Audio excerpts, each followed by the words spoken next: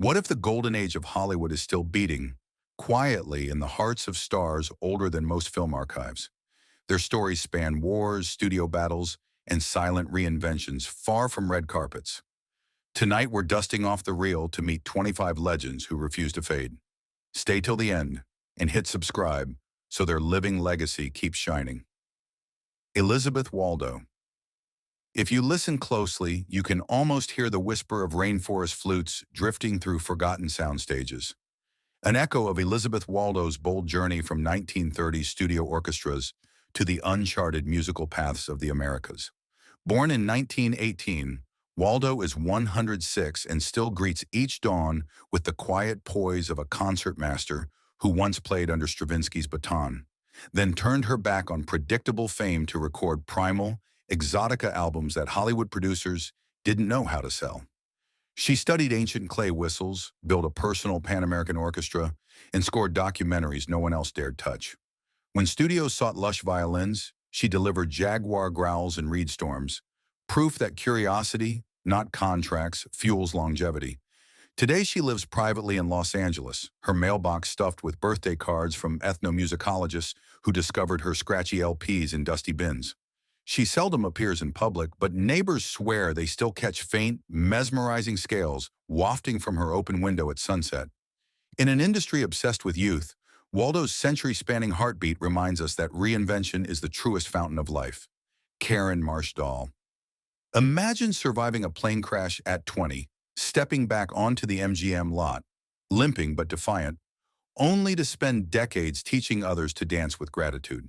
That's Caron Marsh-Doll, Judy Garland's spirited stand-in on The Wizard of Oz. Born in April 1919, Caron is 106, but her laugh is still the staccato tap of a heel on hardwood. After bit parts in Ziegfeld Girl and Gone with the Wind, she chose students over stardom, opening a modest Palm Springs studio where retirees and toddlers shuffled side by side. Each class began with Caron reciting, "Somewhere over the rainbow, you'll find your rhythm." Fame faded, gratitude grew. Survivors of that 1949 crash remember her calming hymn as rescuers cut through twisted metal. Today, reporters beg for interviews. She politely declines, sending autographed photos of her in ruby red rehearsal shoes instead. Caron's story isn't of glittering premieres. It's the quiet miracle of movement after trauma, a testament that resilience ages better than any spotlight. Ray Anthony.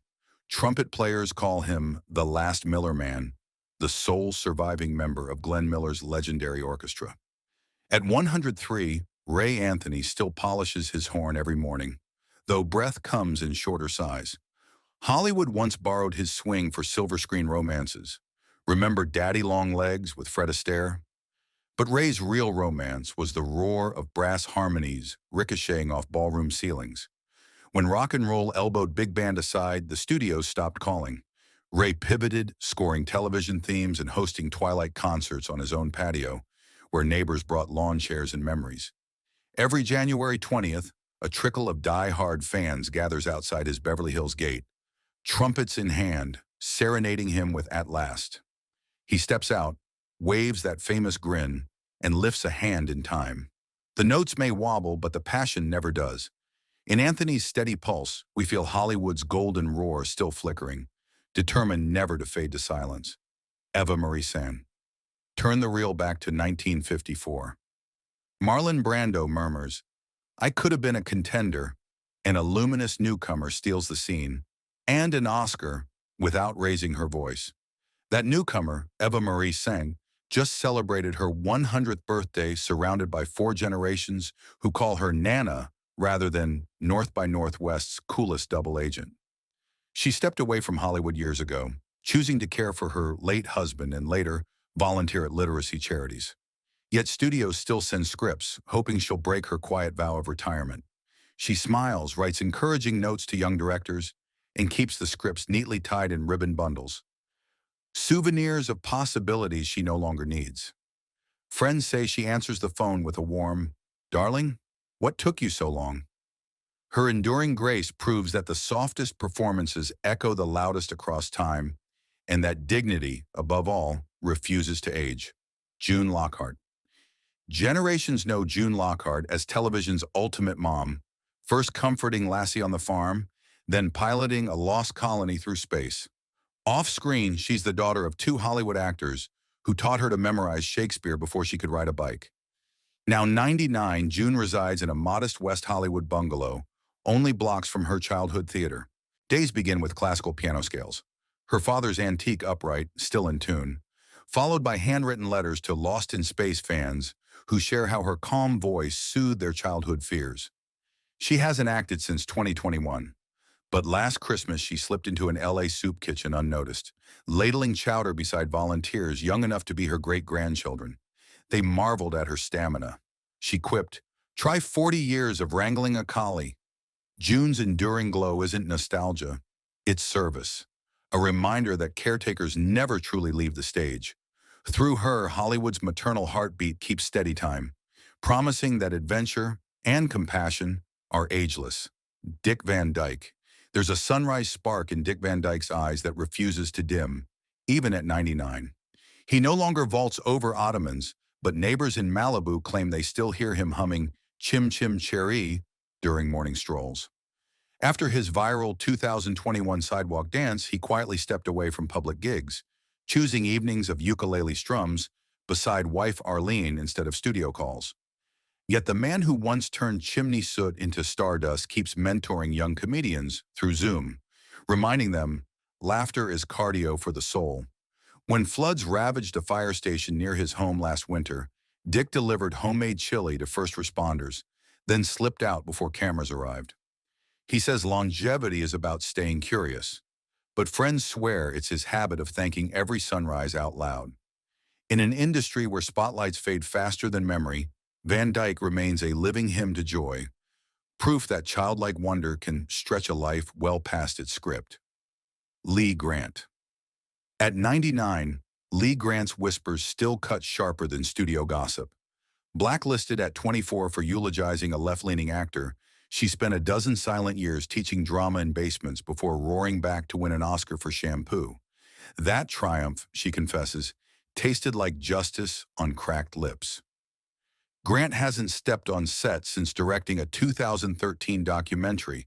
Instead, she hosts clandestine salons in her Manhattan apartment where young filmmakers unpack censorship's lingering ghosts.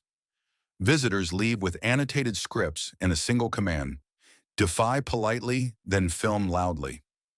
On her birthday last October, a delivery man found her curled up with Tolstoy, pen-marking passages about forgiveness.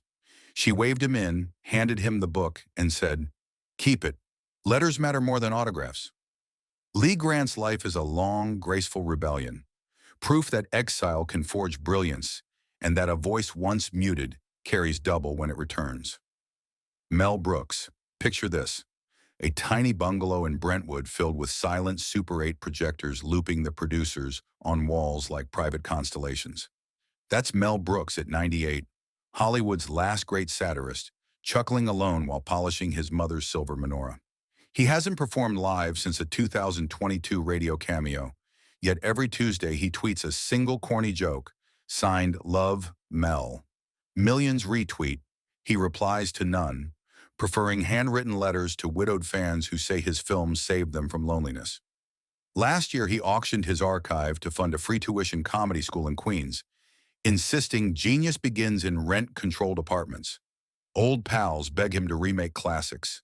Mel just winks, muttering, "Leave room for the new kids to offend somebody." His fiercest desire now is watching audiences laugh without recognizing him in the back row, because legacy, he believes, is strongest when it belongs to everyone. Barbara Rush.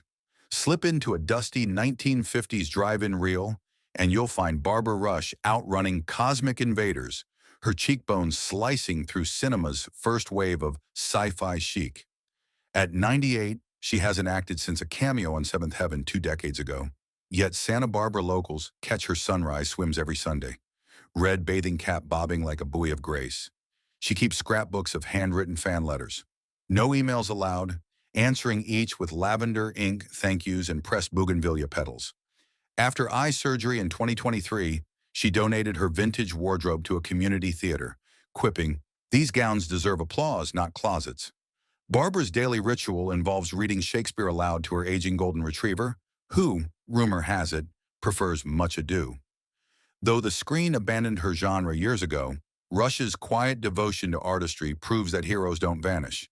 They simply step off stage to let others take the spotlight. William Daniels. Close your eyes and Mr. Feeney's voice still guides you through adolescent doubt. Steady, warm, unflinchingly honest. William Daniels, now 98, rarely speaks above a hush due to vocal strain. Yet when grandchildren ask for bedtime stories, Feeney returns in full baritone. Living in the same modest Hollywood Hills home since 1961, he tends a vegetable garden shaped like the Boy Meets World logo, a gift from loyal fans.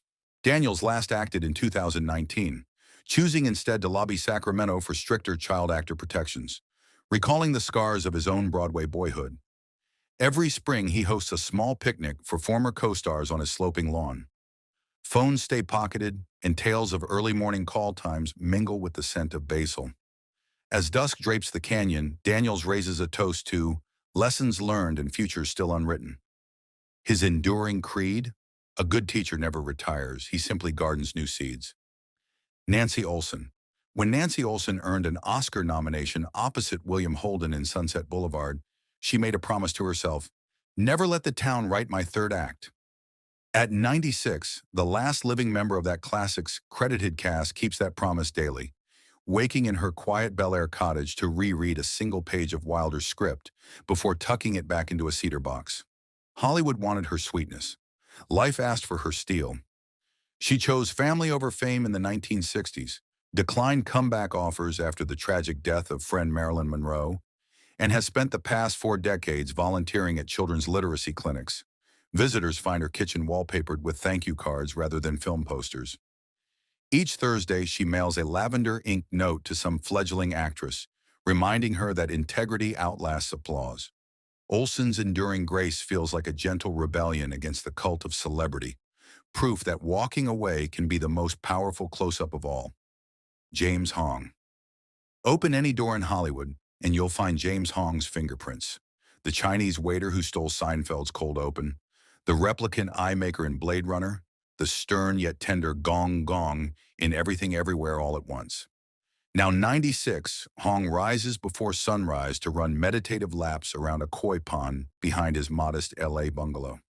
He recites peaking opera tongue twisters to keep his diction crisp, then scrolls through emails from young Asian American actors who say that, because of East-West Players, the theater company he co-founded in 1965, they finally feel seen. Studios long typecast him, so Hong built his own stage. When awards finally caught up, he accepted them with a grin that said, "About time." Friends swear he still answers his phone with new joke pitches, eager for the next cameo. His secret to longevity? Curiosity weighs less than regret. In Hong's unquenchable creative fire, we glimpse the future he spent 70 years lighting for others.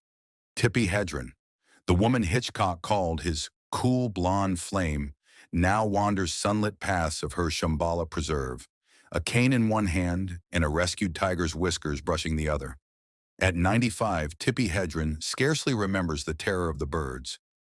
Dementia has blurred those frames, but muscle memory still guides her gentle hush when big cats pace too near volunteers.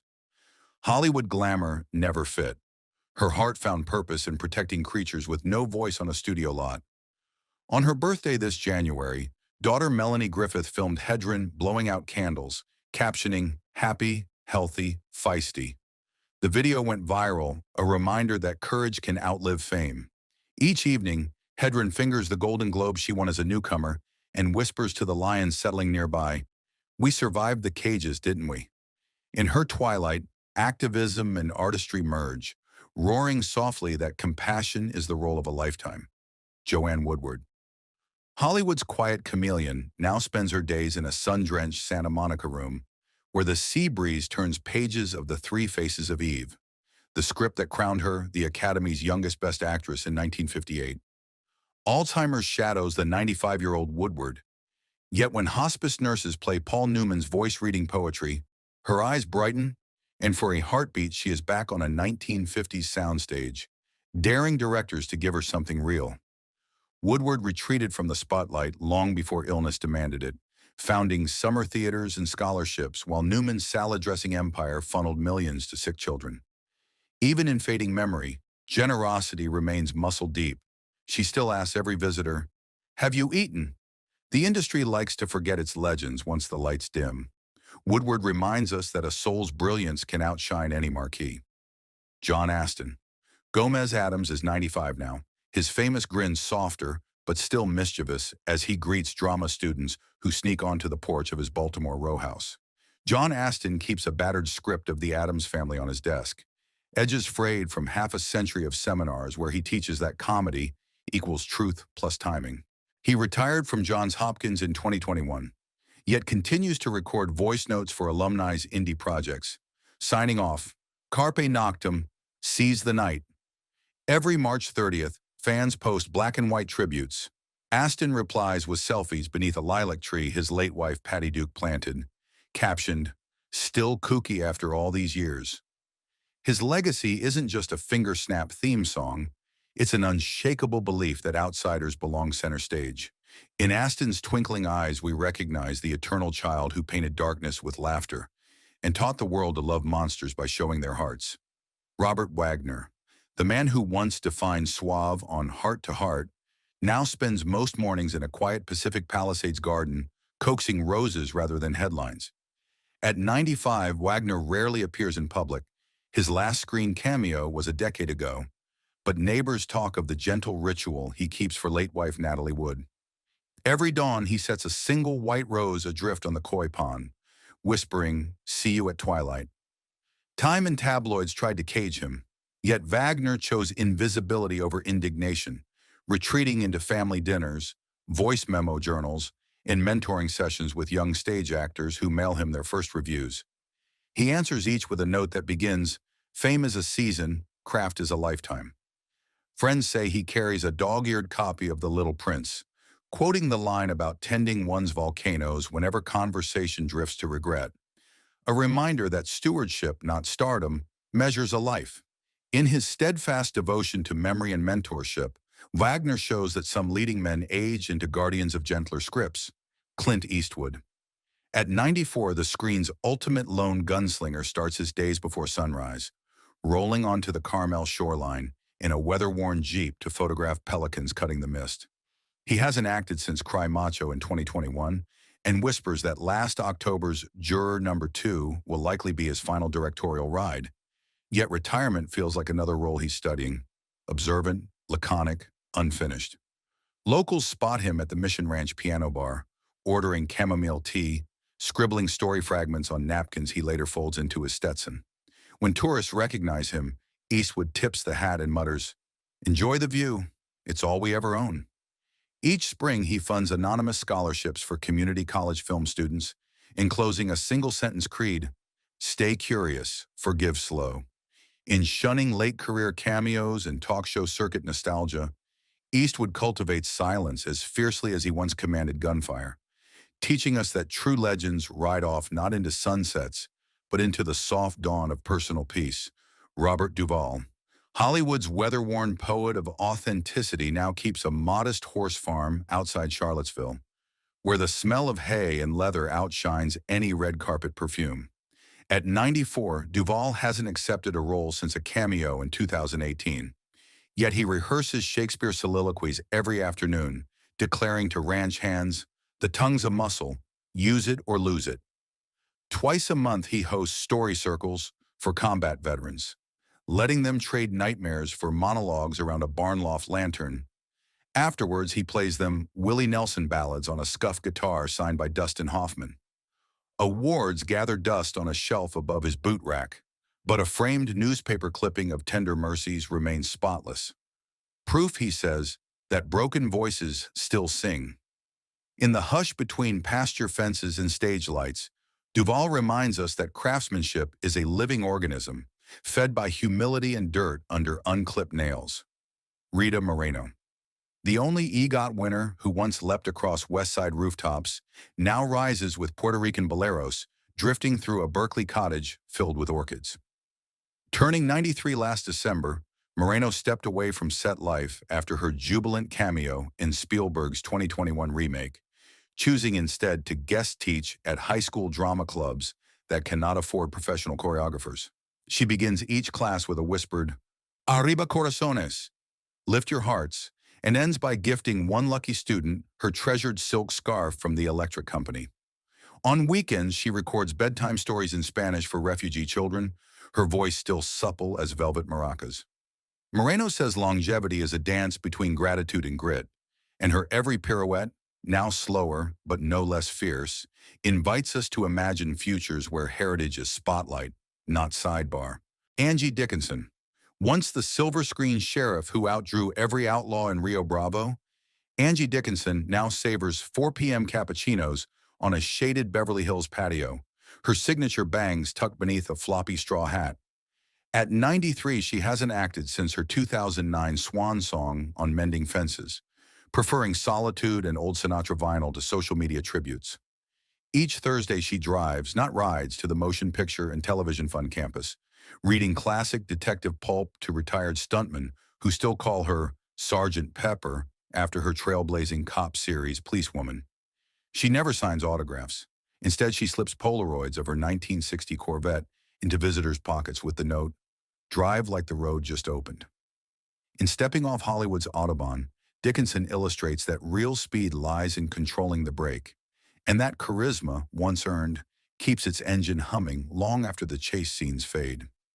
Mitzi Gaynor.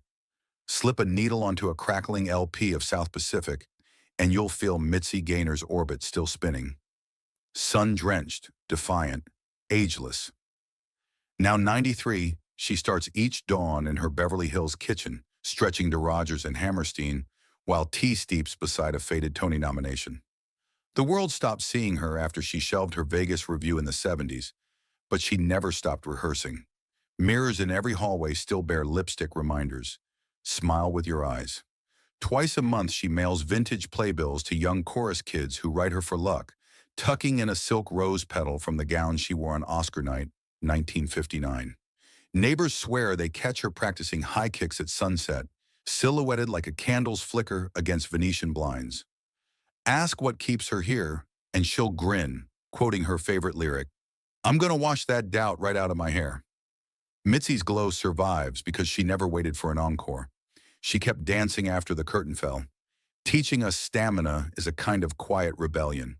Leslie Caron, in a vine-covered cottage along Francis Seine, Leslie Caron still hears Gene Kelly's tap echoing over cobblestones whenever afternoon rain patters the roof. She is 93, body gentled by arthritis, yet once a week she slips on soft ballet slippers and glides across polished oak, just enough to remind muscle of memory. Caron stepped back from Hollywood after Chocolate, choosing instead to restore a crumbling country inn where backpackers trade stories for soup. On the parlor wall hangs her 1955 Oscar clasped beside children's crayon thank yous. She says the latter shine brighter. Each spring she hosts a silent film night on the back lawn, projecting An American in Paris against white sheets while guests hum Gershwin beneath lanterns. When a traveler asks why she left stardom, Caron gestures to the river answering, "Because stories must flow forward." In her gentle retreat, she proves grace can outlive applause, and that sometimes the bravest leap is away from spotlight into soft twilight. Michael Caine. Sir Michael Caine greets London's grey mornings with a cane in one hand and a tattered notebook in the other, scribbling jokes he'll probably never tell. At 92, the man who once growled, "You're only supposed to blow the bloody doors off," now whispers punchlines to pigeons in Dulwich Park. He announced retirement in 2023's The Great Escaper, then quietly vanished into family life. Daily chess with his grandson, midnight curry deliveries to NHS nurses who once nursed him through spinal surgery. Caine keeps a single souvenir on his mantle, the telegram his mother sent upon his first screen test, reading simply, "Remember who you are." When film students email, he responds with voice notes, still unmistakably Cockney, insisting the secret of longevity is arriving early, listening hard, and tipping big. The swagger may have softened, but the spark remains, a lighthouse beam reminding future actors that, Authenticity, spoken in any accent, never locks its doors. Debra Paget. Hollywood remembers Debra Paget as the desert princess who danced before Elvis. Rubies glittering, soul already yearning for sanctuary. Now 91, she dwells in near seclusion outside Houston, her living room lined with Navajo blankets gifted by extras on Broken Arrow. After leaving the screen in 1965, she married an oil executive, turned to faith, and quietly funded scholarships for Native students, who still call her Sister of the Canyon. Each Sunday, she listens to gospel vinyls while polishing a single prop dagger from the Ten Commandments, reflecting that idols pass but purpose endures. Paparazzi once stalked her drive. Today, her only visitors are rescued greyhounds and mail-containing dog-eared fan letters she answers in purple ink. When asked for comeback rumors, she quotes Psalms, smiles, and closes the door with gentleness. Paget's journey reminds us that disappearing isn't always defeat. It can be devotion, a sacred act of choosing stillness over sirens. Sophia Loren. Even at 90, Sophia Loren's entrance turns heads in a quiet Geneva cafe where she sips espresso beneath oversized sunglasses, hips eased by two titanium joints, but posture regal as ever. A kitchen accident fractured her femur last year. Doctors forecast a wheelchair, yet she insisted on walking onto her grandson's graduation stage 4 months later. Hand in hand, diamonds sparkling like defiant stars. Film offers still arrive, but she diverts them to her foundation for disadvantaged Neapolitan girls, saying, "Give the role to a woman who needs it. Send the salary to one who never dreamed it." At dawn, she recites Italian proverbs while kneading bread. A tavola non si invecchia. At the table, one never ages. Photos of late husband Carlo Ponti flank her stove, and she blows them a kiss before each loaf goes in. Loren's secret has never been beauty. It's resilience baked in poverty's furnace and served with unstoppable grace. Watching her stand tall after every storm reminds us that true legends don't fade. They illuminate the way home. Those beating hearts you just heard belong to history itself, still ticking behind closed bungalow doors and distant farm gates. Keep revisiting them, share their names, and honor their art. Because when we remember, they live louder. Until next time, stay curious, stay kind, and keep the projector rolling bright.